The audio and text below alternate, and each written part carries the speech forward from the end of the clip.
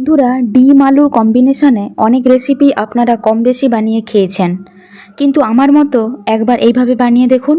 এটা খেতেও যেমন সুস্বাদু তেমন বানানোও সহজ। তাহলে ভিডিওটি দেখতে থাকুন। নমস্কার বন্ধুরা, উর্মিলা রন্ধনশালায় সবাইকে স্বাগত। আর চ্যানেলে নতুন এসে থাকলে দয়া করে চ্যানেলটিকে সাবস্ক্রাইব করে অল নোটিফিকেশান অন করে দেবেন। বন্ধুরা, ডিম আলু দিয়ে এই সহজ রেসিপিটা রান্না করার জন্য আমি ছোট বড় মিলিয়ে টোটাল আমি 3টে সেদ্ধ আলু নিয়েছি। এরপরে সেদ্ধ আলুটিকে আমি একটা গ্রেটারে গ্রেট করে নেব। বন্ধুরা, এই সেদ্ধ আলুগুলো এইভাবে গ্রেটারে গ্রেট করে নিলে খুব ভালো হয়, তাহলে ছোট বড় কোনো গুটলি কিন্তু থাকবে না। আপনাদের কাছে যদি এইরকম কোনো গ্রেটার যদি না থাকে, তাহলে আপনারা হাতেও চটকে নিতে পারেন, তাতেও কিন্তু হবে, কিন্তু লক্ষ্য রাখবেন তাতে যেন কোনো ছোট বড় কোনো গুটলি যাতে না থাকে। আর হাতের কাছে এরকম যদি গ্রেটার থাকে তাহলে অবশ্যই সেদ্ধ আলুগুলোকে এইভাবে গ্রেটারে কিন্তু গ্রেট করে নেবেন। আর বন্ধুরা, এই রেসিপিটা বানানো খুব সোজা, আর এটা খেতেও কিন্তু দুর্দান্ত লাগে। আর ছোট বড় সবাই কিন্তু এই রান্নাটা কিন্তু পছন্দ করবে। এটা খুব কম উপকরণ দিয়ে সহজে এই রান্নাগুলো কিন্তু করা যায়।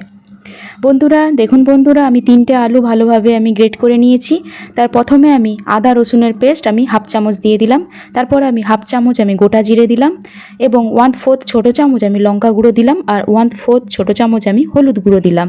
এরপর স্বাদ মতো লবণ দিয়ে দিলাম, আর অল্প একটু পেঁয়াজ কুচি দিয়ে দিলাম।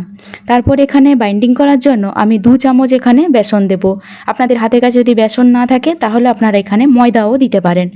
এরপরে সমস্ত উপকরণ দেওয়া হয়ে গেলে এখানে হাত দিয়ে একে ভালোভাবে প্রথমে মাখিয়ে নিতে হবে। বন্ধুরা, আপনারা যেহেতু হাতের কাছে যদি কোনো গ্রেটার না থাকে, তখন কিন্তু আপনারা হাত দিয়েও এইভাবে ঠিক চটকে চটকে কিন্তু আলুটাকে ভালোভাবে মাখিয়ে নিতে পারেন। আর ছোট বড় কোনো গুটলি থাকলে এখানে কিন্তু সেটা বুঝতে পারবেন, এবং সেটাকে ভালোভাবে কিন্তু ম্যাশ করে দিতে হবে। বন্ধুরা, আমার আলুটা মাখানো হয়ে গেছে। এরপর আমি একটা ডিম এখানে ফাটিয়ে দেব। আপনারা আলুর পরিমাণ অনুযায়ী একটা কিংবা 2টো কিংবা 3টে যত খুশি এখানে ডিম কিন্তু আপনারা ব্যবহার করতে পারেন। অবশ্যই আলুর পরিমাণ অনুযায়ী ডিমটা কিন্তু ব্যবহার করতে হবে। আমি এখানে আলুর পরিমাণ অনুযায়ী এখানে একটা ডিম এখানে ফাটিয়ে দিলাম। এরপর ডিমের সঙ্গে আলুটাকে ভালোভাবে মাখাচ্ছি। বন্ধুরা, এইভাবে কিন্তু আলুর সঙ্গে ডিমটাকে কিন্তু মাখাতে হবে। তারপর পরের স্টেপে আমি বলবো তারপর কি করতে হবে। বন্ধুরা, আমার মাখানো হয়ে গেছে। এরপর গ্যাসে আমি একটা এখানে প্যান বসিয়ে দিয়েছি। দেখুন বন্ধুরা, একটা ফ্রাই প্যান বসিয়ে দিয়েছি। প্রথমে আমি কিছুটা সাদা তেল দিয়ে দিয়েছি। এরপর তেলটা গরম হলে এই আলু আর ডিমের মিশ্রণটি এখানে দিয়ে দিতে হবে। খুব সাবধানে এখানে দিয়ে দিতে হবে। যেইভাবে আমরা ডিমের অমলেট করি সেইভাবে একেও কিন্তু অমলেটের মতো আমাদের কিন্তু ভাজতে হবে। এটা দেওয়া হয়ে গেল। এরপরে চামচের সাহায্যে এটা গোটা প্যানে আমি এইভাবে একে মেলিয়ে দেব, ভালোভাবে এইভাবে মেলিয়ে দেব, যাতে ওপর নিচ দুদিকে যাতে ভালোভাবে ভাজা হয়, ঠিক সেইভাবে আমাদের করে দিতে হবে। আর অবশ্যই গ্যাসের ফ্লেমটাকে কিন্তু মিডিয়ামে রাখবেন। এটা ভালোভাবে একটু সেদ্ধ করার জন্য আমি 3 মিনিটের জন্য ঢাকা দিয়ে দিলাম। এরপর 3 মিনিট হয়ে গেছে, এরপর ঢাকাটা তুলে দেব। তারপর বন্ধুরা আরও এখানে 2 মিনিট এইভাবে একে ভাজতে হবে। তারপর এখানে খুব তাড়াতাড়ি একটা প্লেট নিতে হবে। প্লেটটায় ফ্রাই প্যানের উপরে রেখে একটা হাত চাপা দিয়ে ফ্রাই প্যানটা কিন্তু উল্টে দিতে হবে। আমি যেভাবে দেখাচ্ছি বন্ধুরা ঠিক সেইভাবে কিন্তু করতে হবে। দেখুন বন্ধুরা, প্লেটটা উপরে রেখে ফ্রাই প্যানটা কিন্তু এইভাবে কিন্তু উল্টে দিতে হবে। তারপর ফ্রাই প্যানটা আবার সেই গ্যাসে বসিয়ে প্লেটটা এই অপর দিকটা এইভাবে দিয়ে দিতে হবে। তাহলে অপর দিকটাও খুব সহজে কিন্তু আমরা ভাজবো। একটা দিক এইভাবে হয়ে গেছে, আর অপর দিকটাও ভাজার জন্য আগের মতো একেও আবার আমি 3 মিনিটের জন্য ঢাকা দিলাম। আবার 3 মিনিট হয়ে গেছে বন্ধুরা, ঢাকা তুলে দিলাম। আপনারা বুঝবেন কিভাবে এটা ঠিকভাবে ভাজা হয়ে গেছে? দেখবেন প্যানটাকে এইভাবে এদিক সেদিক করলে কিন্তু খুব সহজে কিন্তু সেটা কিন্তু এদিক সেদিক কিন্তু হবে। তাহলে কিন্তু বুঝবেন ভাজা হয়ে গেছে। তারপরে একে কিন্তু গ্যাস বন্ধ করে তুলে নিতে হবে। তারপর এখানে ঠান্ডা হওয়ার জন্য অবশ্যই কিন্তু অপেক্ষা করতে হবে। তারপর যতক্ষণ না সেটা ঠান্ডা হচ্ছে ঠিক ততক্ষণের মধ্যে আমি কড়াইতে আর একটু তেল দিয়ে দিয়েছি। তারপর এখানে মাংসের মতো আমি আলু কেটে নিয়েছি। 3টে আলু আমি কেটে নিয়েছি মাংসের সাইজের মতো। 3 থেকে 4টে আলু আমি কেটে নিয়েছি।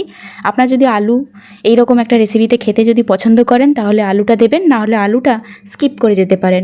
প্রথমে তেলে অল্প লবণ দিয়ে আলুটাকে লাল লাল করে ভেজে নেব। মিডিয়াম গ্যাস ফ্লেমে আলুটাকে লাল লাল করে ভেজে নেব। বন্ধুরা অবশ্যই আপনারা যদি আলুটা যদি খেতে পছন্দ করেন তাহলে আলুটা কিন্তু দেবেন, যদি না পছন্দ করেন তাহলে কিন্তু আলুটা স্কিপ করে যেতে পারেন। দেখুন বন্ধুরা আলুটা কিন্তু আমি লাল লাল করে ভেজে নিয়েছি। এরপরে সমস্ত আলুগুলো আমি একটা পাত্রে আমি তুলে নিয়েছি। সেই একই তেলে আমি একটা এলাচ আর একটা দারচিনি আমি দিয়ে দিলাম। তারপর একটা তেজপাতা আমি দুটো ভাগ করে আমি দিয়ে দিলাম। তারপর এখানে হাফ ছোটো চামচ আমি গোটা জিরে দিলাম। এরপর জিরেটা ভাজা হয়ে গেলে এরপর আমি বড় সাইজের পেঁয়াজকে আমি কুচি করে রেখেছিলাম, পুরো পেঁয়াজটা আমি দিয়ে দেব। এখানে পেঁয়াজটা কিন্তু বন্ধুরা এখানে লো গ্যাস ফ্লেমে এখানে কিন্তু ভাজতে হবে, অর্থাৎ পেঁয়াজটা যতক্ষণ না একটু লাইট ব্রাউন কালার হয়ে যাচ্ছে ঠিক ততক্ষণ পর্যন্ত কিন্তু একে ভাজতে হবে। আর অবশ্যই এই তেলে যেহেতু আগে থেকে আলু ভেজেছিলাম তার জন্য এতে কিন্তু লবণ তো অবশ্যই আছে, তাহলে পেঁয়াজটা কিন্তু ভাজতে বেশি সময় যাবে না, খুব তাড়াতাড়ি কিন্তু পেঁয়াজটা ভাজা হয়ে যাবে।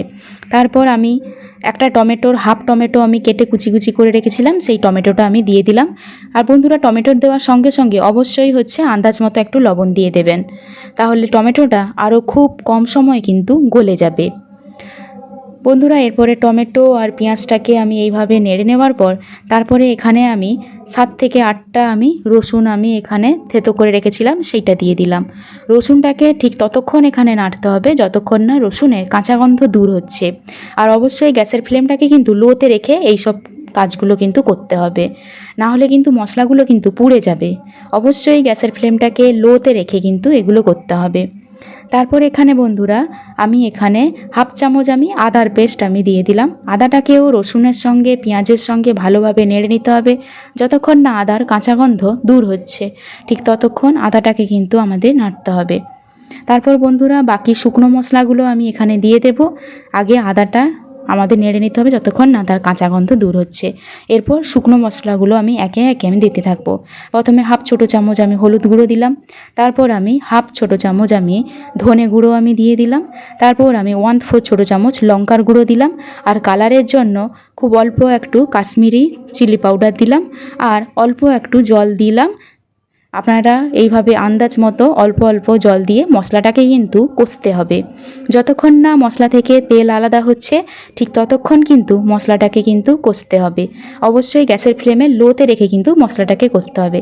তার জন্য মশলাতে আমি ঢাকা দিয়ে দিলাম 5 মিনিটের জন্য। বন্ধুরা 5 মিনিট হয়ে গেছে। দেখুন বন্ধুরা মশলা থেকে কিন্তু তেলটা কিন্তু আলাদা হতে শুরু হয়েছে এবং মশলার কালারটা কিন্তু চেঞ্জ হয়ে গেছে। দেখুন বন্ধুরা এরপর পেঁয়াজগুলো যে গোটা গোটার মতো দেখা যাচ্ছে সেই পেঁয়াজগুলোকে কিন্তু ভালোভাবে মশলার সঙ্গে কিন্তু আমাদের মিশিয়ে দিতে হবে, যাতে পেঁয়াজটা ভালোভাবে কিন্তু ম্যাশ হয়ে যায়। অর্থাৎ এই কষানো মশলার মধ্যে পেঁয়াজ যেন কোনো গোটা গোটা যাতে না দেখা যায়। বন্ধুরা দেখুন মশলাটা কিন্তু আমাদের ভালোভাবে কষানো হয়ে গেছে, দেখতেই পাচ্ছেন যে তেলটা কিন্তু আলাদা হয়ে গেছে। ঠিক ততক্ষণ পর্যন্ত কিন্তু মশলাটা কিন্তু কষাতে হবে। এরপর বন্ধুরা যে আলুগুলো আমি আলাদাভাবে ভেজে রেখেছিলাম সেই আলুগুলো এরপরে মশলাতে আমি দিয়ে দিলাম। এরপর আলুগুলো এই মশলার সঙ্গে আরও 5 মিনিটের মতো আমাদের কষিয়ে নিতে হবে, তাহলে কিন্তু এই রান্নাটা কিন্তু খেতে খুব সুস্বাদু হবে, পুরো মাংসের স্বাদের মতো কিন্তু তৈরি হবে। বন্ধুরা এই আলুটা কিন্তু আমাদের কষানো হয়ে গেছে। এরপর খুব অল্প পরিমাণে কিন্তু আমরা প্রয়োজন মতো আমি জল দিয়ে দেব। এরপর এই আলুগুলোকে এই জলের সঙ্গে আমাদের কিন্তু ফোটাতে হবে, যতক্ষণ না এই ঝোলের মধ্যে ফুট উঠছে অর্থাৎ বাবল উঠছে ঠিক ততক্ষণ পর্যন্ত কিন্তু ফোটাতে হবে। তার জন্য আমি ঢাকা দিয়ে দেব আরও 5-6 মিনিটের জন্য। আর এদিকে যে আমি ডিম আর আলুর অমলেটটা আমি ঠান্ডা হওয়ার জন্য রেখে দিয়েছিলাম, এটা কিন্তু ঠান্ডা হয়ে গেছে। একে একটা প্লেটে আমি ঢেলে দিলাম। এরপর আমি একে ঠিক ছুরির সাহায্যে আমি একে বক্স বক্স আকারে আমি কেটে নেব। আপনারা অবশ্যই কিন্তু এটা ঠান্ডা হওয়ার পর কিন্তু কাটবেন, গরম অবস্থাতে কোনো মতে কাটার চেষ্টা করবেন না, না হলে কিন্তু ভেঙে যাবে। অবশ্যই ঠান্ডা হলে তবেই কিন্তু কাটবেন। বন্ধুরা আমি আগে ঠান্ডা করে নিয়েছি, তারপর আমি ছুরিতে আমি এইভাবে বক্স কাটিংয়ে আমি কেটে নিয়েছি। দেখুন বন্ধুরা এইভাবে ধৈর্য সহকারে ঠান্ডা করে তারপর কিন্তু কেটে নিতে হবে। দেখুন বন্ধুরা একটা আমি দেখাচ্ছি, দেখুন বন্ধুরা এইভাবে কিন্তু এইগুলো হয়েছে। দেখুন বন্ধুরা প্রত্যেকটা কিন্তু এইভাবে কিন্তু হয়েছে। এরপরে আমি যে আলু আর ঝোলটাকে যে আমি ফুটতে আমি ঢাকা দিয়েছিলাম, ঢাকনাটা আমি খুলে দিলাম। দেখুন বন্ধুরা এটা কিন্তু আলুটা কিন্তু অনেকাংশে কিন্তু সেদ্ধ হয়ে গেছে, অন্তত 70% সেদ্ধ হয়ে গেছে।